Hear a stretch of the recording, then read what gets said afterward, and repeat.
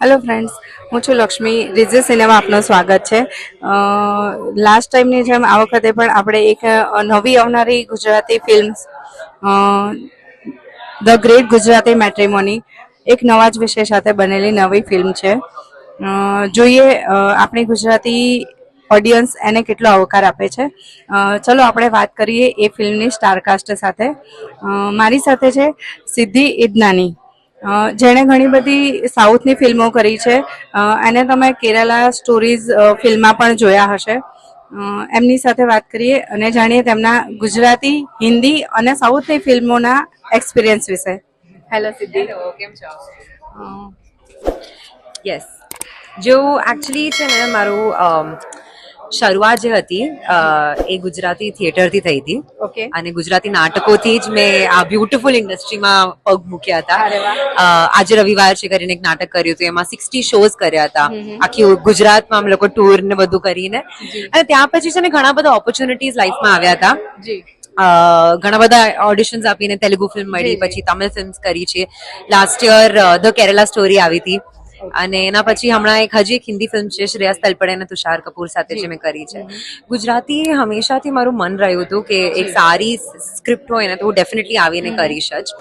અને જ્યારે અમારા ડાયરેક્ટરે મને આ નરેટ કરી હતી તો મને વાર્તા બહુ જ ગમી.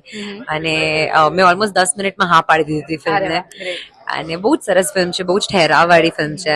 અને જેટલા પણ લોકો પ્રેમમાં પડ્યા હશે એ રિલેટ કરશે, અને જેટલા નથી પડ્યા એ આ જોઈને પ્રેમમાં પડી જશે. ચોક્કસ. તમે 3 અલગ અલગ ઇન્ડસ્ટ્રીઝમાં કામ કરેલું છે, તો ત્રણેયમાં કામ કરવા માટે તમને અલગ અલગ એક્સપિરિયન્સ હશે, તો એ થોડા શેર કરશો? આઈ થિંક દરેક લેંગ્વેજીસમાં જે ભાષા હોય છે એ જ જુદી જુદી હોય છે. જી. બટ જે પ્રેમ સિનેમા તરફનું જે હોય છે એ યુનિવર્સલ જ હોય છે. એટલે તમે કોઈ પણ સિનેમા લો, તમિલ લો, તેલુગુ લો, હિન્દી લો, બધાને જે ફાઇનલ જે એજન્ડા છે એક સારું પ્રોડક્ટ લોકો સુધી પહોંચાડવાનું. તો એવું મારું કોઈ એક્સપિરિયન્સ જ નથી રહ્યો કે અચ્છા આ ફિલ્મ ઇન્ડસ્ટ્રી અહીંયાથી બહુ જ જુદી છે in terms of passion for film making. But of course infrastructure બહુ જ જુદું હોઈ શકે. બોમ્બેનું ઇન્ફ્રાસ્ટ્રક્ચર અલગ હોય, સાઉથનું જે ટાઈમિંગ છે અલગ છે, જે ડિસિપ્લિન ને બધું હોય, it's all different and you can't compare it. કેમ કે તમે કમ્પેર કરશો તો તમે પછી એક ઇન્ડસ્ટ્રી છોડી જ નહીં શકશો, કેમ કે ત્યાં એ તમે કમ્ફર્ટેબલ થઈ જાઓ. બટ ઓવરઓલ મારું ગુજરાતી ફિલ્મ ઇન્ડસ્ટ્રીમાં બહુ જ સારું એક્સપિરિયન્સ રહ્યું છે. ચોક્કસ. સાઉથની ફિલ્મો, હિન્દી ફિલ્મો કે ગુજરાતી ફિલ્મો, ત્રણેયમાંથી ઓડિયન્સનો રિસ્પોન્સ ક્યાં તમને સૌથી વધારે સારો મળે ઓડિયન્સનો છે? રિસ્પોન્સ એક સારી ફિલ્મ તરફ આવે ને આવે જ. એ ફરક નથી પડતું કઈ લેંગ્વેજ છે, કેમ કે આપણી આ જે બાહુબલી હોય કે RRR જેવી ફિલ્મ્સ છે, જે છે તેલુગુ ફિલ્મ્સ અને જે ઓથેન્ટિકલી બની છે તેલુગુ ઓડિયન્સીસ માટે, પણ બીકોઝ ફિલ્મ સારી છે એ પેન ઇન્ડિયામાં એમનું રીચ થયું છે. એન્ડ સિમિલરલી આપણી બોલિવૂડમાં એક જવાન કરીને ફિલ્મ છે અને હમણાં 1000 crores કમાવ્યા હતા, because again it's a film which could be resonated બધા જ સાથે. સો અગર એક સારી ફિલ્મ હોય, સારું પ્રોડક્ટ હોય તો બધાને પહોંચે. આ ફિલ્મના તમારા કેરેક્ટર વિશે કઈ કહેશો?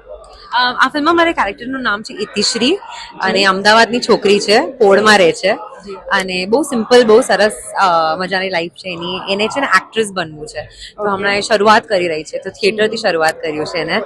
અને ધીરે ધીરે આમ આગળ વધતી જઈ રહી છે. અને એવું જ એ જ ટાઈમ પર એના લાઈફમાં એવું એક સિચ્યુએશન આવે છે જ્યાં એને પોતાના માઇન્ડ અને હાર્ટ વચ્ચે એક રાહ જોવી પડે. જી. અને એ કેવી રીતે એ રસ્તો ચૂઝ કરે છે એના ઉપરની આ ફિલ્મ છે. ઓકે. ઓવરઓલ ટીમ સાથે કામ કરવાનો તમારો એક્સપિરિયન્સ કેવો રહ્યો? બહુ જ સરસ રહ્યો છે. બધા જ બહુ વેલકમિંગ છે અને બહુ જ સારા છે. હિતેન સર જેવા આટલા મોટા કલાકાર સાથે કામ કરવાનો મોકો મળ્યો. સુચિતા મેમ હતી. આ ફિલ્મમાં મારી મમ્મીએ પણ મારા મમ્મીનો રોલ કર્યો છે. એ ગુજરાતી કલાકાર છે ફાલ્ગુની દવે કરીને. અને બહુ જ સરસ એક્સપિરિયન્સ રહ્યો છે મારો. અરે વાહ. થેન્ક યુ સો મચ સિદ્ધિ, અમારી સાથે વાત કરવા માટે.